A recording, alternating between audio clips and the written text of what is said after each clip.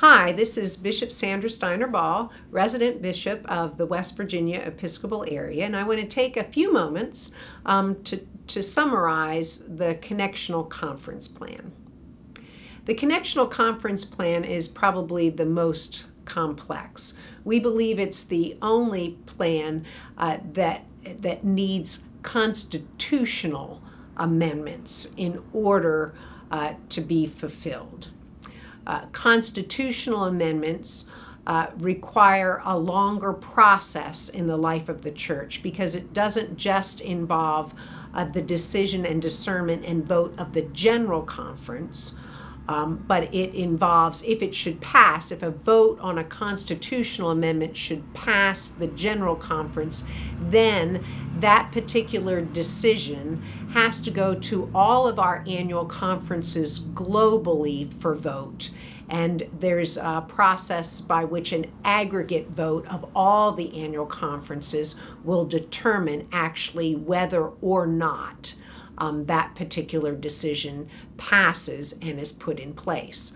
So the Connectional Conference Plan has a longer implementation period, and it will be longer if that plan should pass. It will be longer until we know actually if that plan has passed.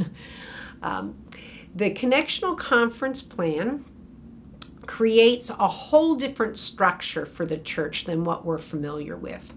What the Connectional Conference Plan does is it creates a general conference which would hold all those things that we across the theological spectrum of the United Methodist Church, all those things that we can agree upon. So things like the Articles of Religion, things like Wesley's sermons, things like the Apostles' Creed and the Nicene Creed. So you hear already in that the common book of discipline at the general church level becomes much thinner. It doesn't deal with social justice issues or issues upon which there are a variety of conversations and thoughts and perspectives. The Connectional Conference maintains a general conference and maintains a council of bishops.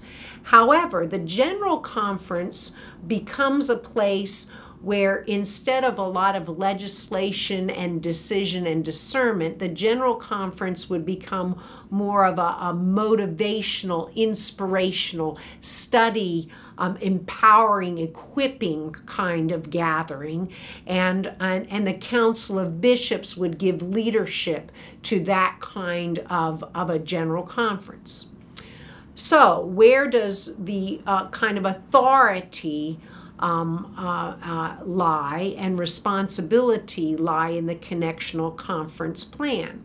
Well, underneath this General Conference, there would then be developed connectional conferences.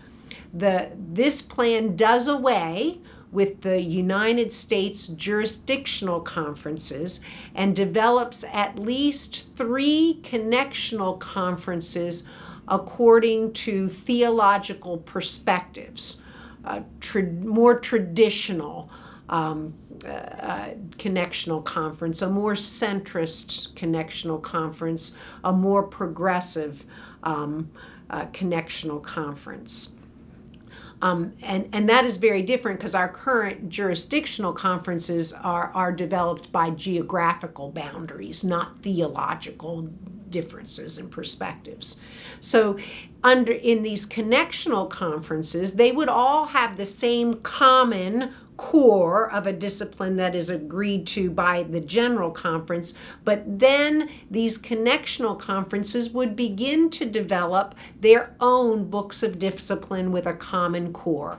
And that means that these connectional conferences could then restructure themselves in terms of what the local church does and what annual conferences do and what boards and agencies will or will not be a part of each connectional conference. This particular, as you're hearing, this particular plan involves votes. So if we are now defining ourselves by theological perspectives, clergy persons would have to make a decision, a determination on which connectional conference they would like to be aligned with. Jurisdictions would have to make determinations around which connectional conference they want to be aligned with. If a jurisdiction makes a decision and takes a vote on aligning with a particular connectional conference, and an annual conference within that jurisdiction does not agree with the jurisdictional vote, then that annual conference then votes on where they want to be aligned. If a local congregation doesn't agree with an annual conference's decision on where to be aligned, then a local congregation can take a vote on where they would be aligned. And it's the same with bishops. Bishops would have to make decisions around which connectional conference with which to be aligned. So that's what happens in kind of the United States setting. But it also, this plan has implications for the central conferences. We would lose the central conference name, and our conferences around the world would become central conferences. So we would have the ability or the potential in this particular plan to have central conferences within and without the United States. Can a central conference choose to align with one of the U.S. theologically defined connectional conferences? The answer at this point is yes, and then instead of being a U.S. connectional conference, it would become a global connectional conference. So in this, in the Connectional Conference plan, it does involve votes. It would involve constitutional amendments.